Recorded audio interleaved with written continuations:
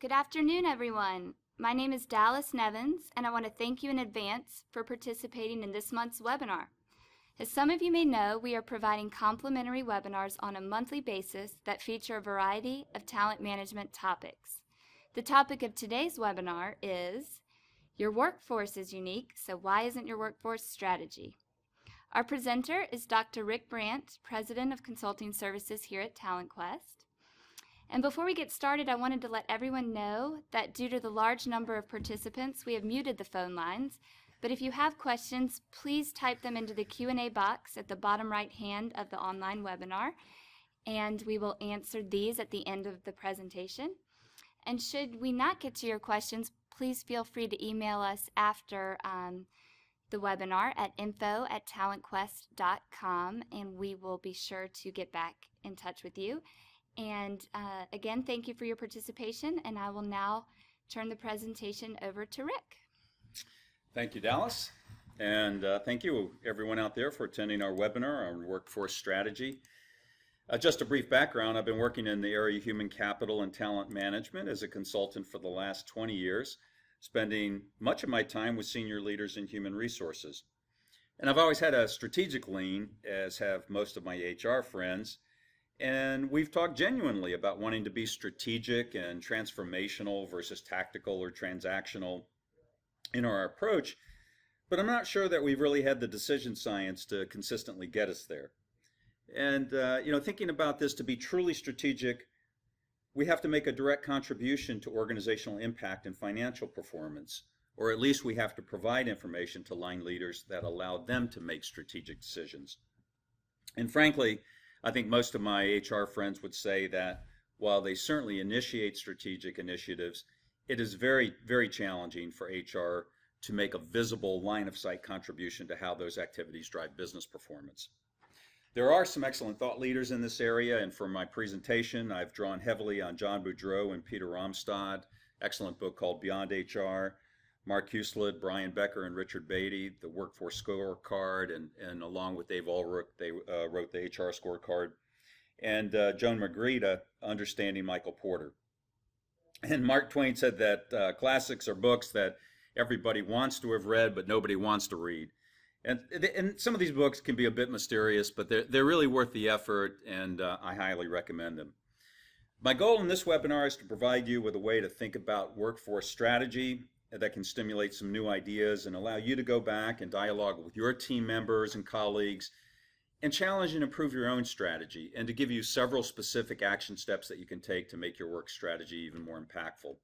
Obviously, this is a very broad topic and we can only skim the surface in the short period of time, but hopefully I've distilled some thoughts and ideas that can be useful to you.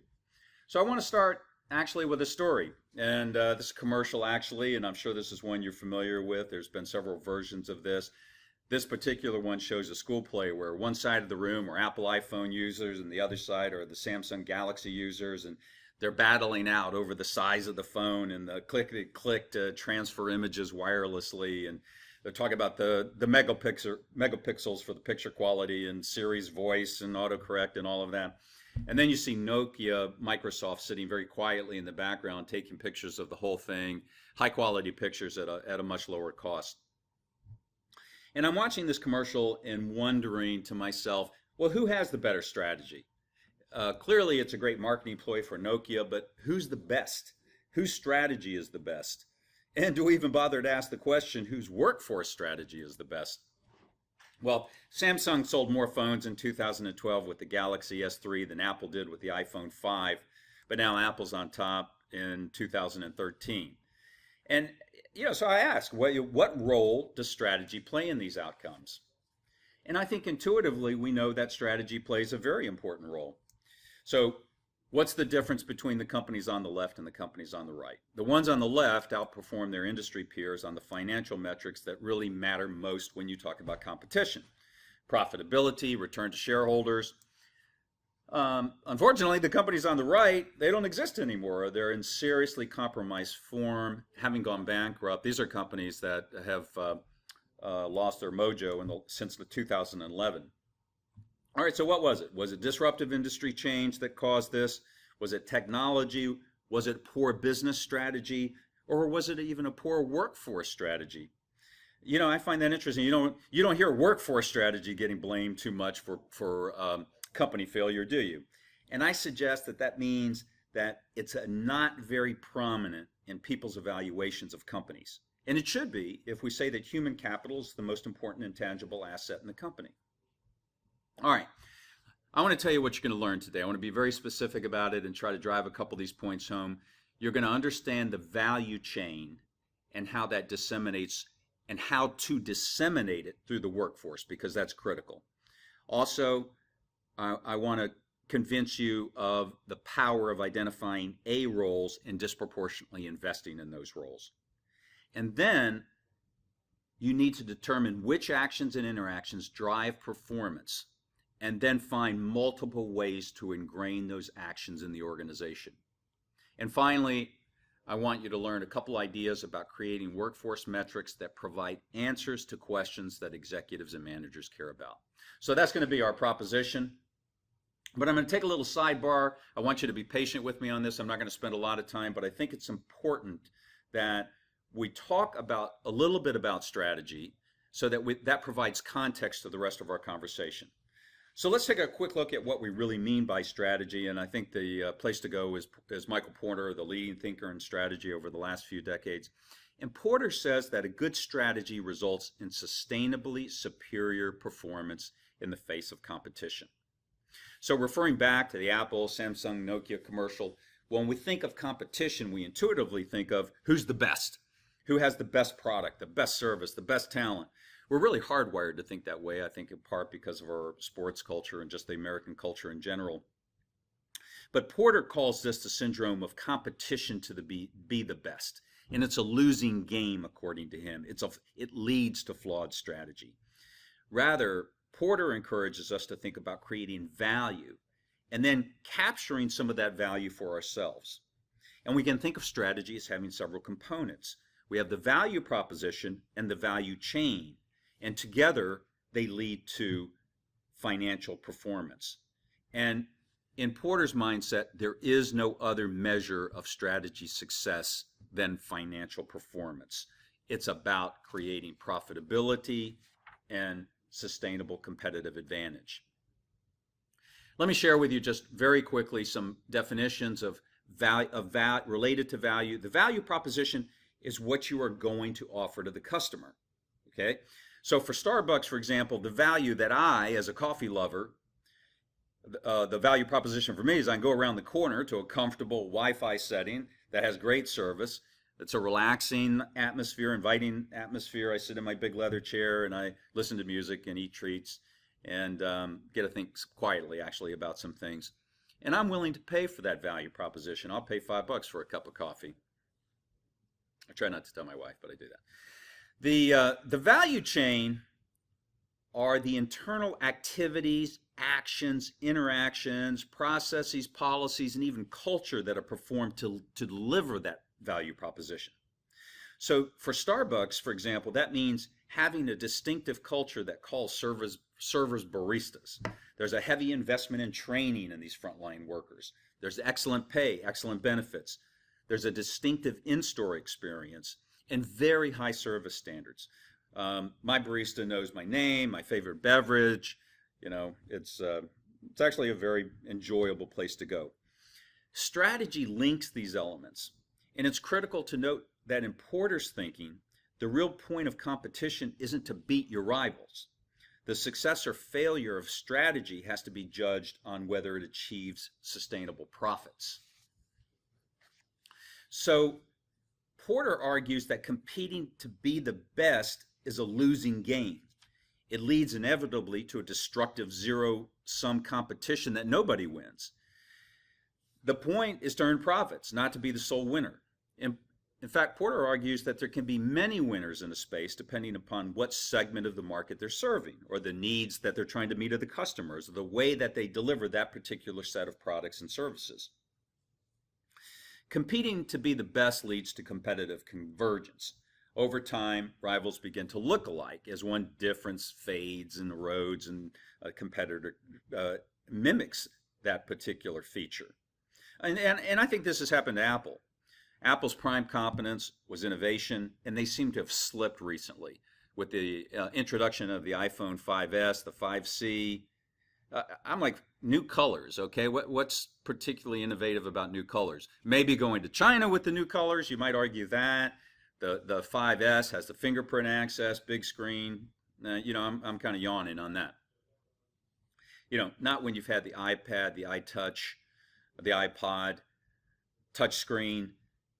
So what happens here, it looks like to me, is that there's a scramble to provide very similar features to Apple, and ultimately customers are left with price as the basis for their choices. And that leads to price convergence and eroding profits. So rather than focus on being the best, Porter recommends that we compete to be unique. The focus is on creating superior values for customers, not on imitating or matching rivals. Now, I think that has very interesting implications for workforce strategy. And I want to ask this first question, which I think is a fascinating question. If unique strategy is important to sustainable competitive advantage, why are so many workforce strategies the same? And corollary, why are some workforce strategies more impactful to organizational success than others? And I like this. How concerned would you be if your competitor had a copy of your workforce strategy? I'm not sure how many people would be really upset about that. What you see here are actually a couple of general workforce strategies that I've heard numerous companies talk about and describe these as strategies. We need to transfer, we have a knowledge transfer due to the baby boom retirements. We need to increase diversity. We need to build next generation leadership. We need to increase innovation. We need to provide world-class customer service. There's nothing wrong with these, but the problem is that often they don't tie directly to the value proposition of the company. And so also based on my personal experience, it's very difficult for companies to differentiate their workforce strategies despite their best intentions. So often what happens within human resources, what we do is we rely on I'll call it a regression. That's probably a little extreme, but a regression to excellence or best practice as the workforce strategy. But again, if competitive advantage is generated by being different in ways that are meaningful to customers, we have to think the same way when we're talking about our workforce strategy. Let me give you an example. Let's talk about, of course, we all know force distribution within GE. Jack Welch has been doing this for probably a couple decades. We're going to take our population, our employee population. We've got we're going to do the 27-10. All right, and we're going to eliminate the bottom 10. Now, what happens if that is actually has been an effective workforce strategy for GE? Has it been an effective workforce strategy for other companies? Well, for these companies in particular, not so much. A number of the companies have disbanded the forced rank distribution altogether. In fact, I saw some statistics that say that, probably close to 8 years ago, over 50% of Fortune 500 companies used forced ranking, and now maybe 15%. And many of these companies are engaged in lawsuits, because of discrimination problems. So it's not that the strategy itself, in fact, it's a differentiation strategy. It's not that particular strategy is inherently wrong. It's inherently wrong in the placement of the other firms. And there are a number of reasons for that, and we can talk about that. All right.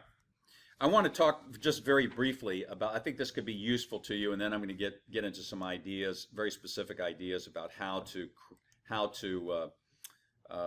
engage and work through some of the suggestions that I gave earlier about, for example, creating A positions. But I think this differentiation can help you as you think about your own workforce strategy and where you stand. We have on one axis the differentiation, the level of differentiation. On the y-axis, we have the impact that has on the strategic impact of the organization. You can see where generic best practices fall. It's really very elemental in terms of its differentiation. But it shouldn't be discounted. I mean, many firms don't even get this far.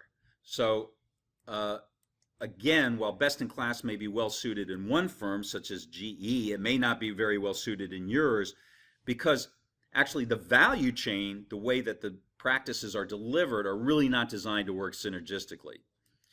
But firms who do go for best practice, often they do have strong HR management systems. They focus typically on basics of workforce performance, the administrative efficiency, compliance, completion of performance management, selection, rewards. It's a good beginning.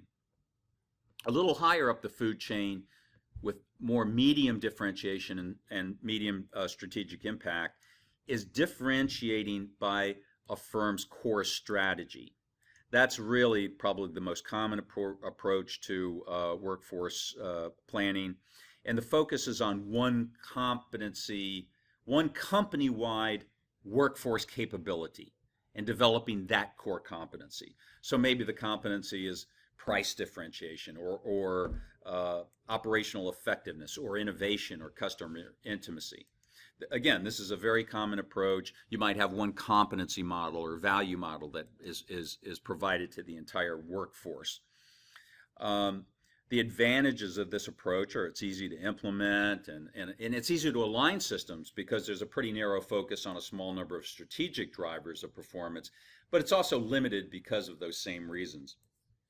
What we're arguing toward here in moving your company toward is more strategic workforce customization. And that takes differentiation one step further. There's not just one homogeneous workforce strategy for a particular corporate strategy, but the strategy is differentiated across workforce segments, focusing on a greater number of business drivers. In other words, you have to get down to a more micro level to determine which particular activities drive workforce success in a particular workforce segment. Now that leads us into workforce strategy. And just a couple points to make here. Ultimately, workforce strategy is about making contributions that create sustainable competitive advantage. It's not about reporting on the status of human resource activity. Given that competitive strategy always assumes profit, and it's very difficult for HR to show profit because it's a cost center, HR needs to think of itself as more similar to a nonprofit organization improving their value. They have to demonstrate that every dollar they spend is adding value to company success and performance, which means profit and competitive advantage. And our challenge is that we have to do this more indirectly through focus on the value chain rather than directly on company financials. So often our interventions don't immediately show on the bottom line, but I'll talk to you more about some measures shortly I think that can help to shore that up. All right, so what do? How do you bridge the gap between the development of a business strategy and its implementation through people? So here's the premise. Here's several actions that you need to take. You pay attention to A or strategically critical roles, and then you disproportionately invest in those A roles. And second, then, you have to identify, develop, and reward actions and interactions that drive workforce success in that segment. So that's 1 and 2. 3 is about metrics. How do you develop metrics to help assess and guide managers towards successful execution of the workforce strategy? The most important thing to keep in mind here is that the metrics must answer an important strategic question, and they have to provide useful information to managers to make decisions. So what are the implications of this? The implications are that some positions and some employees are more central to strategy execution than others, and not all workforce contributions created equally. Some workforce performance is more valuable than others. And our systems have to differentiate by jobs and people who make strategic contribution. Now there's a mental model challenge here. The idea of workforce differentiation is a distinction between norms of equality and norms of equity. Equality is the historical foundation of HR. All employees are treated the same with similar access to rewards and promotions and development opportunities. Basically, everyone gets the same deal. Equity, on the other hand, suggests that the deal depends on the employee's particular role and his or her performance within that role. So we have to recognize and accept that some positions and roles have a more important influence on the execution of strategy than others. And A positions are those that have a critical and differential impact on delivering value to the customer. And interestingly, A positions have nothing to do with hierarchy or seniority. They can be found in a wide variety of places throughout the organization. And there's a resistance to workforce differentiation. I mean, some companies feel it's countercultural to tell some employees that their jobs are more, quote, strategically important than others. We want all employees to feel strategic.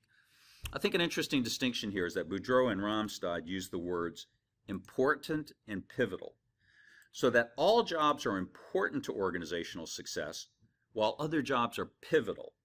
And pivotal jobs are where the variation between the worst and the best performers in these roles has a dramatic performance on the creation of value.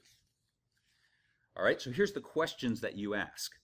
Where does my strategy require increasing the performance of talent, our talent? And the answer can't be everywhere, because superior quality talent somewhere makes a significant strategic difference. The problem is that we don't have a lot of decision science around that. And most leaders feel they sort of have an intuitive feel for who the A positions are, and they may be right, but there's few systematic ways to identify this accurately. And I think this is a way in HR that we can contribute at a very strategic level, where we're identifying the cause and effect relationship between the role and proper performance in that role in workforce success. So let me give you an example of a pivotal role. I'm going to start with what's the value. And again, you have to start with the value proposition. What's the value proposition of the Magic Kingdom? Well, Roy Disney says, Walt Disney World brings a joy and inspiration and new knowledge to all who come to this happy place. A magic kingdom where the young at heart of all ages can laugh and play and learn together. And I would testify to that. My wife and I and my daughter, we went to Magic Kingdom for 6 years running. Every year we'd go, and finally my wife woke up one morning and said, we are never going to the Magic Kingdom again. I don't think she liked it as much as my daughter and I did. But I will tell you that it was a happy place to be. And what Walt Disney World did is they turned that value proposition into a business driver. They identified a business driver metric of the number of happy minutes that a guest spends in the park. So Disney wants to maximize the number of happy minutes, and that leads directly to greater profitability. Now, through that analysis, we can identify what are the pivotal A roles, but we have to ask a few questions. So again, we just talked about the value proposition, the number of happy minutes. Now here's the next question that we want to ask. Where would improvements in talent make the biggest difference in the number of delightful minutes for guests? All right, so here's a couple. What you see here are the characters. You've got Mickey Mouse, and then in the middle you see the sweepers. These are they call them cast members. They're walking up and down the street cleaning up. And then we have this family over here who looks like they're in front of their house in a swimming pool, and I was going, why is that picture here? But I think actually that's a cup that they're in, and must be somewhere in the Little Kingdom part. I'm not sure, but oh yeah, that's the teacups. So where would improvements in talent make the biggest difference? You know, intuitively, it's really not as obvious as you might think. And this is a data-driven process. And this is fascinating. This is a yield curve that shows the top line represents the performance of talent in the Mickey Mouse role. The curve is very high, so we see there's a lot of value in that role, but look at the variation in performance between the worst Mickey Mouse and the best Mickey Mouse. It's very small. But there's a steep decline with terrible performance, so there's a threshold. You can't have a really lousy Mickey Mouse because, you know, it's going to upset all the kids. And yet, but really overall there's very little variability.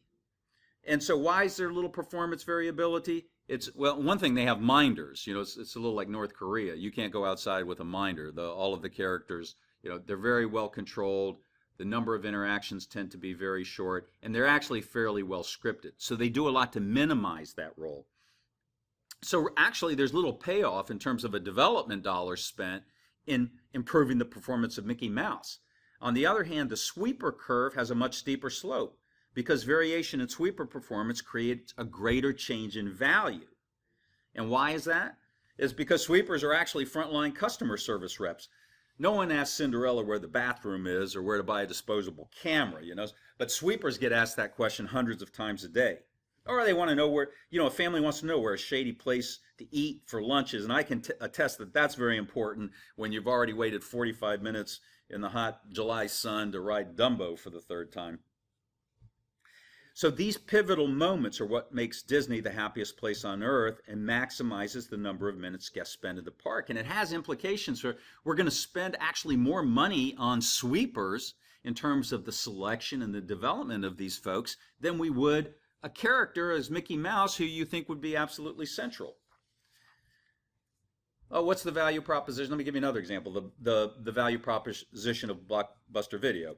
Well, for me, it's a convenient, comfortable, well-lit, well-stocked retail outlet. You can bring your daughter. I brought my daughter. We'd hang out and we'd look at all the current and past releases for an hour and have fun. And staff are friendly and knowledgeable, and you can talk to them about your favorite genre, and they would know a whole lot about that. And you don't have to worry about your kids seeing porno titles or something.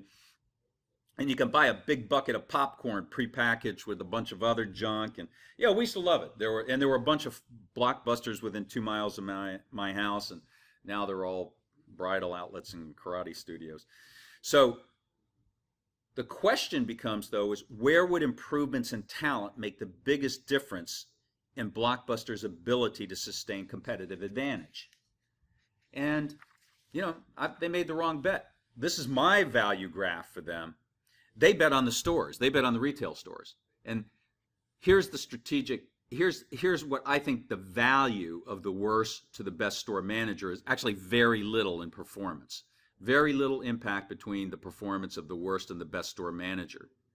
But there could have been a tremendous value and impact between the worst web talent and the best web talent that they had in the organization. In fact, Blockbuster in 2005 had 3 million online subscribers. And they ended up abandoning that strategy for the retail store strategy. And my proposition that actually that was a failure not only of the executives, but of the workforce strategy talent in the organization not to be asking those questions. They should have been really thinking seriously about the last question here. What strategic assumptions about the future does your strategy depend on? They obviously did not give that enough thought. So here's some questions you can ask in your own group. Where does your strategy require talent that's better than your competition? You don't need superior talent throughout the organization. It'd be great, but it's very cost prohibitive. Where do specific improvements in the performance of the organization and talent most enhance sustainable strategic success? What makes your competitive advantage difficult to duplicate, and what talent should receive disproportionate investment? So you do need to have superior talent for aspects of the value chain that enable you to create and sustain competitive advantage. I want to shift here quickly and talk a little bit about the value chain. And we've been talking about the value proposition, but again, the value chain are the series of actions, interactions, human resource policies, practices, as well as the operational policies and practices and culture that deliver the value proposition and ultimately lead to financial performance. So we've got to map how that value proposition is delivered through the series of actions that deliver the service. And I think that's something that you can do within human resources that could be very, very powerful. What is the value proposition that you're delivering? And then what are the series of actions, activities, interactions, and culture that are sustaining that delivery? And right now, I want to focus specifically on some of the actions and interactions, what we can call pivotal actions and interactions. In the case of the Disney sweepers, we can ask which actions have the greatest effect on the number of happy minutes that customers spend in the park. That's our business driver, the number of happy minutes that customers spend in the park. Now, these pivotal actions are not always obvious. So here's a yield curve for that. If you can interpret this from the last one, what's fascinating about this, the focus here is not on improving sweeping performance. What we see is that the quality of sweeping from the worst to the best actually has very little adds very little value. Now, overall, it's a relatively high value. So cleanliness is important. But again, there's a certain threshold that has to be met. There's much greater pop, much greater return on investment by focusing on guest relations. Because the pivotal action for the sweepers is to provide guests help and information in an accurate, pleasant, and appropriate way. So, Disney does that. They provide sweepers with extra training in customer service, which all cast members get. And there are many aspects of the overall culture that support those vital actions and interactions. They have a newsletter that reports the exceptional actions of customer service. Each cast member carries a 7 guest guidelines card, which they identify by the 7 dwarves, and tell you how to act with guests. Guests are asked to rate sweepers and describe things that the sweeper did to make them happy. There's a career path that can lead to very other interesting jobs in Disney, and sweepers are provided opportunities to work side along other cast members to even become more familiar with the park so they can provide better guest relations. And these practices work as a portfolio to support the aligned actions and interactions. And so basically what we have here is a combination of talent management practices between selection, reward, performance, compensation that work in collaboration with the culture to support these actions. And these actions are directly linked to the performance drivers of success. So, what do? You need to ask yourself about your critical roles, your A roles, how do individuals need to behave and cooperate, and your job descriptions are not very good indicators of that. Most often job descriptions reflect some logical grouping of tasks and what people do, but frequently they miss the interactions that result in these pivotal moments. And we also want to look for where there's variation in the quality of the performance. So for example, you may have a high impact, what I call an important role in an organization, but the variation in the performance has been significantly minimized. Mickey Mouse is an example of that. So there's much less risk. Like, let me give you a big risk. Take the role of a control board operator in a nuclear power plant. Obviously, that's a high impact role given the potential for the catastrophic failure, but much of the variation in performance between the worst and the best control board operators has been engineered out of the system. They have so many automatic controls. It's often a team-based environment. They do live simulation training. So this knowledge helps guide us on where to invest our dollars in this role. We might want to do more in investment in the selection, actually, than in some other reinforcement systems for that particular behavior. So we want to ask ourselves, where is there significant variation in performance in A roles that can have a dramatic effect on impact? Let me give you another example. This is some work that we did with a financial services institution. So we helped to identify a pivotal role within a service delivery, within service delivery, that has a significant impact on the buying experience of the customer. So what we did is we created a differentiated competency model. So we got up to that differentiation aspect. And we interviewed a wide number of stakeholders and incumbents. And let's just say, for example, we identified about 60 important behaviors. This is your competency model. And of course, we took those items and divided them into groupings to create a more holistic, behaviorally based competency model. But now let's get into some differentiation so that we can identify these pivotal actions and interactions. So what we did is we said, look, of these 60 behaviors, which are most pivotal to enhancing the buying experience of the customer? So we sent a survey, and that survey will go out to involve stakeholders. They'll go out to hundreds of people, incumbents, and involve stakeholders to ask them to rate the top 20. What are the top 20 behaviors that have the greatest impact on organizational success, and specifically on the performance driver of an enjoyable buying experience? And let's say there's 20%. This is just, again, a sample. Here we've identified our 20%. Now, one other great piece of information would be how much variation in performance from the best to the worst performer do we see on these pivotal behaviors? And so we, again, ask managers to rate those advisors and determine where's the greatest variation in performance. Because this is going to lead to some very direct training and development, which will have a significant targeted impact on the performance drivers that are essential to workforce success. And so let's say we come up with these. The training, rather than be focused on a broad set of competencies, in this case, will be super focused on the behaviors that have been identified as mattering most and where there's the greatest variation. So we'll try to minimize that variation and feel very confident about that having a significant impact on performance. Let me finish up by talking a few minutes about measures. As we've already said, developing workforce measures that show strategic value is very difficult, and certainly things like broad scale measures like gross productivity measures of revenue per employee tell you little, if anything, about how the workforce is contributing to performance, which makes benchmarking of limited value. What you want to measure workforce success, or when you do measure workforce success also, you want to measure it as late in the value creation as possible, the value creation process. So, for example, if we train Disney sweepers on actions associated with delighting customers so that they stay in the park longer, we don't expect those actions to demonstrate or to display into measured performance right away. So, a strategic measure of training is not going to be cost of, percentage of overhead. The training cost is a percentage of overhead or the percentage of employees trained.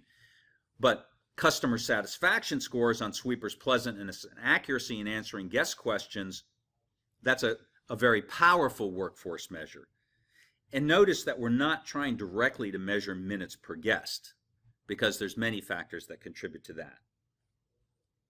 So we want to choose measures that have a potential cause-effect relationship between the drivers of performance success and workforce outcomes, particularly measurable workforce outcomes. All right, so let me give you a couple principles on this. The most important principle is to make sure that your measures answer a question that the executives and line managers are interested in. And that question should be relative to how is the workforce contributing to successful strategy implementation. Let me give you an example. Use our financial services example. The important question posed by the president is, how do we drive sales growth? The specific question to HR is, what's HR's contribution to that strategic goal? HR could respond with measures of sales training activities or cost per trainee compared with the industry, but those measures don't answer the CEO's question or the line manager's questions who are responsible for driving sales growth. They want to know, how do we drive sales growth? So you want to look at the strategic validity and start with the strategy driver of growth. In this case, the driver is improved customer satisfaction. And we know that is in part driven by the quality of the buying experience. And the buying experience is driven by the knowledge, timeliness, and helpfulness of advisors. So those are the pivotal actions that impact the performance drivers, which ultimately drive revenue. And you can make that causal connection. So again, we want to measure as late in the value chain as possible. So for HR, they may find it useful to measure the percentage of employees trained on product knowledge, but that metric doesn't tell us anything about whether associates are in fact knowledgeable and can apply that knowledge to customers. It's a helpful rating, but we need to take it a step further by looking at customer satisfaction ratings and looking at the correlation between those customer satisfaction ratings and the knowledge of our advisors. You have to think of it as it's a lagging indicator, and it takes some time to bake.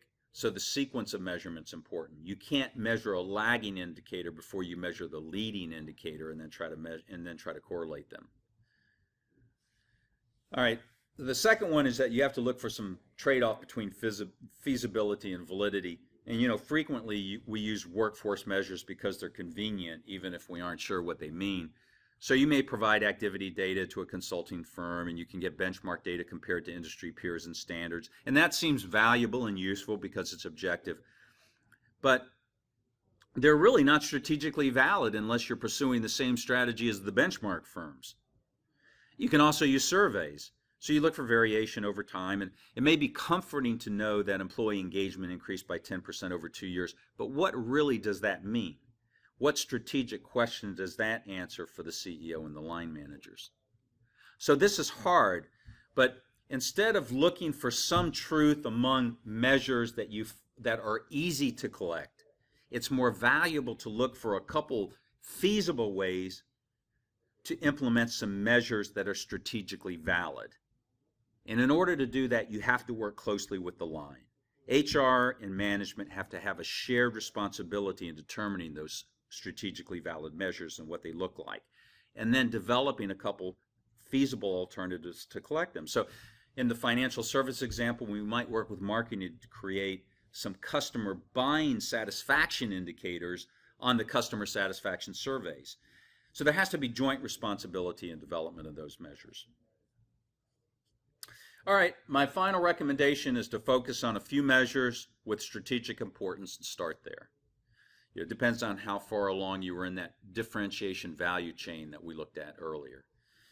But you could implement a measurement system with some strategically valid measures at a reasonable cost, try to identify a reasonable time frame, and then practice and prove it out.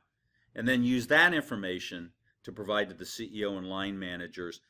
And this data is data that they can use to make useful decisions. All right, let me finish up with what I hope that, even though it's very broad, you can take away with you. One is this idea of understanding the value chain.